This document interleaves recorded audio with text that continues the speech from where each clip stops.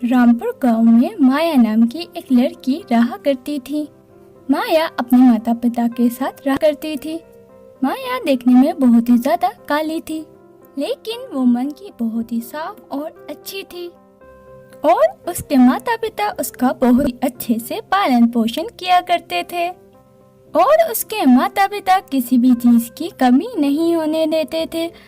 इस वजह से वो बहुत ही ज्यादा मेहनत कर मजदूरी किया करते थे। ये सब देखकर माया भी पढ़ाई में बहुत मेहनत किया करती थी। ऐसे ही दिन बीतते गए। अब माया बड़ी हो चुकी थी। माया ने अपनी कॉलेज की पढ़ाई पूरी कर ली थी। इसके बाद माया की एक सनी नाम के लड़के के साथ शादी हो जाती है। सनी एक बहुत ही अच्छा लड़का था। वो दोनों एक दूसरे को बहुत ही अच्छे थे। किसी वजह से उनकी जिंदगी में पैसों की दिक्कत आने लगती है। ऐसे ही एक दिन माया सनी के पास जाती है और कहती है, सुनिए, मैं भी आपकी मदद करना चाहती हूँ। मैं सोच रही हूँ मैं क्यों ना कुछ काम कर लूँ। इसके लिए मुझे कुछ पैसों की ज़रूरत होगी। क्योंकि आप मुझे थोड़े से पैसे दे सकते हैं? क्यों नहीं, ये लो। सनी माया को पैसे देकर ऑफिस के लिए निकल जाता है। इसके बाद माया मार्केट जाती है और केक का सामान ले आती है। इसके बाद वो एक केक तैयार करती है। शाम को सनी घर आता है। वो केक को देखकर कहता है, अरे वाह, इतना सुंदर केक मैंने आज तक नहीं देखा। पर आज तो ना मेरा जन्मदिन है और ना तुम्हारा। ये केक कहाँ से आया? ये केक मैंने बनाया है। इसके बाद सनी वो केक खाकर देखता है। उसको केक बहुत ही ज्यादा अच्छा लगता है। माया, ये केक तो बहुत ही ज्यादा अच्छा है। हाँ, मैंने अपने कॉलेज में बनाया था। मैंने ये नहीं सोचा था कि इतना स्वादिष्ट बनेगा। अरे माया, अगर तुम ये केक बनाकर मार्केट में बेचोगी तो तुम्हारी बहुत ही ज्यादा कमाई होगी और तुम्हारे काम करने की इच्छा भी पूरी हो जाएगी। हाँ, आप बिल्कुल ठीक कह रहे हैं। मैं स्वादिष्ट केक बनूंगी। इससे हमारी बहुत ज़्यादा कमाई होगी और हमारे घर के हालात भी ठीक हो जाएंगे। चलिए खाना खा लीजिए। इसके बाद वो लोग खाना खाकर सो जाते हैं। सुबह माया केक की दुकान खोलने की तैयारी करने लगती है। इसके बाद सनी एक बहुत ही अच्छे मॉल में एक छोटी सी दुकान किराए पर ले लेता है। दुकान पर माया केक बनाने का काम शुरू कर देती है।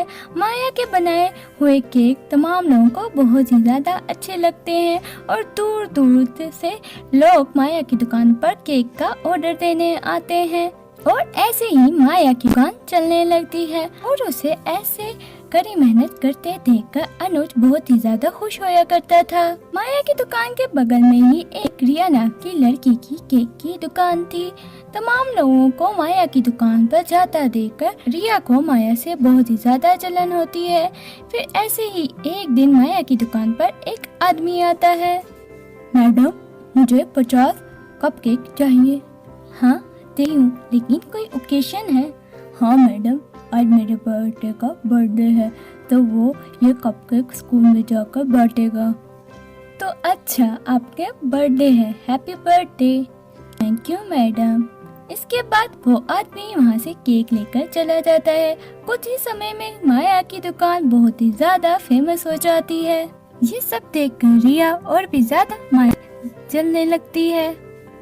ऐसे ही दिन बीतने लगते हैं। एक दिन बहुत ही बड़ा सेठ माया की दुकान पर आता है और उससे कहता है, क्या आप माया हैं? हाँ जी हूँ, पर आपको क्या काम है? मैं अपनी बेटी के जन्मदिन पे 50 कपकेक का ऑर्डर देने आया हूँ क्योंकि मेरी बेटी को आपकी दुकान के कपकेक बहुत ही ज़्यादा अच्छे लगते हैं। अच्छा, तो आप बता दीजिए कौन सा फ्लेवर आपको कपकेक में चाहिए, या आप इनके कपकेक को चख के बता सकते हैं कि कौन सा कपकेक आपको ज़्यादा पसंद आया है। इसके बाद माया एक कपकेक टेस्ट करने के लिए देती है। वो सेठ उस कपकेक को टेस्ट करता है। अरे वाह, इसका टेस्ट तो बहुत ही ज़्यादा अच्छा है। मुझे इसी फ्लेवर में 50 कपकेक चाहिए। ठीक है, मैं 2 दिन में आपका ऑर्डर तैयार कर दूंगी।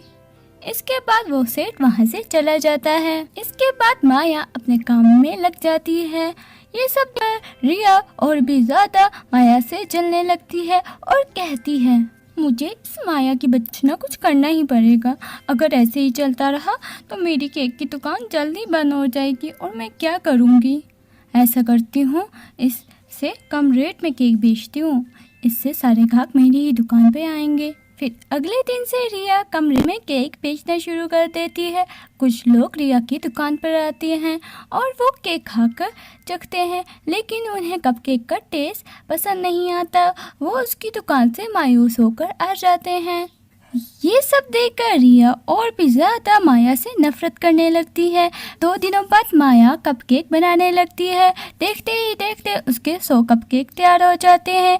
तब भी सनी उसकी दुकान पर आता है और कहता है, चलो माया, चल के कुछ खा लो। सुबह से तुमने इस ऑर्डर के चक्कर में कुछ भी नहीं खाया है। चलिए चलती हूँ। इसके बाद सनी माया को खाना खिलाने के लिए ले जाता है। ये सब कुछ रिया देख लेती है। सनी और माया के जाने के बाद रिया मौका देखकर दुकान की खिड़की से झांककर देखती है कि 100 कपकेक का ऑर्डर पूरा हो चुका है। वो मन में ही सोचती है, अगर मैं इस माया की बच्ची के सारे कपकेक ख़राब कर दूं तो कस्टमर को मेरी दुकान से केक का कुछ और मौका ही नहीं रहेगा। चलो जल्दी से करती हूँ, ये ना हो माया की बच्ची आ जाए। इसके बाद रिया माया की दुकान की बिजली काट देती है, जिसकी वजह से माया का फ्रिज बंद हो जाता है और केक सारे ख़राब हो जाते हैं। इसके बाद माया दुकान पर आती है। ये सब देखकर वो बहुत ही ज़्यादा परेशान हो जाती है और कहती है, अरे ये क्या, बाकी सब दुकानों पर तो लाइट आ रही है, मेरी दुकान पर ही नहीं आ रही। मेरे सारे कपकेक खराब हो गए, अब मैं क्या करूँगी। सिर्फ ऑर्डर पूरा करने में 2 ही घंटे बचे हैं। इसके बाद माया कुछ सोचती है और वो फिर से केक बनाने लगती है। वो एक बहुत ही सुंदर सा बार्बी वाला केक तैयार करती है, जो आजकल बच्चों को बहुत ही ज़्यादा पसंद है। इसके बाद 2 आदमी सेठ की तरफ से आते हैं और कहते हैं, क्या ये माया की दुकान है? हमारे सेठ ने कब ने भेजा है। जी हाँ, यही दुकान है, पर मैंने बहुत ही स्पेशल केक तैयार किया है, मैं खुद ही आकर बर्थडे पार्टी में दे जाऊंगी। इसके बाद वो लोग वहाँ से चले जाते हैं। रास्ते में रिया की दुकान आती है। रिया उससे कहती है, अरे मेरा केक ले लो, मेरा केक बहुत ही ज़्यादा सस्ता है और बहुत ही ज़्यादा टेस्टी है, तुम लेके जाओगे तो तुम्हारा सेठ खुश हो जाएगा। इसके बाद वो लोग वहाँ से केक लेकर चले जाते हैं। वो केक किसी को भी पसंद नहीं आता और तमाम बच्चे मायूस हो जाते हैं। ये सब देखकर सेठ को बहुत ही ज़्यादा गुस्सा आता है। वो अपने आदमियों को बुलाकर पूछता है, अरे तुम लोग कौन सी दुकान से ये केक लेके आए हो? क्या तुम माया की दुकान पर नहीं गए थे? नहीं सेठ, ये तो हम किसी रिया नाम की लड़की की दुकान से केक लेकर आए हैं और माया कह रही थी मैंने बहुत ही स्पेशल केक बनाया है, वो खुद ही आकर देकर जाएगी। इसके बाद थोड़ी ही देर में माया आ जाती है। वो केक बच्चों को बहुत ही ज़्यादा पसंद आता है। ऐसे कहता है, अरे आपका बहुत बहुत शुक्रिया मेरी बेटी के चेहरे पर स्माइल लाने के लिए और सुंदर केक तैयार करने के लिए। कोई बात नहीं, बस मुझे खुशी हुई कि बच्चों को मेरा केक पसंद आया है। इसके बाद सेठ माया को बहुत ही सारे पैसे देता है। जब ये बात रिया को पता चलती है तो वो समझ जाती है कि वो बिगाड़ पाएगी, क्योंकि मेहनत करने वालों की कभी हार नहीं होती। अब माया बहुत ही अच्छे अच्छे केक तैयार करती है। इसके बाद माया एक बहुत ही बड़ी दुकान खरीद लेती है और अपने काम को ऊंचाइयों तक पहुंचा देती है। तो दोस्तों, कैसी लगी हमारी स्टोरी? अगर हमारी स्टोरी अच्छी लगी हो तो हमारे चैनल को सब्सक्राइब करें और वीडियो को लाइक शेयर करना मत भूलना। तो मिलते हैं किसी नई स्टोरी के साथ।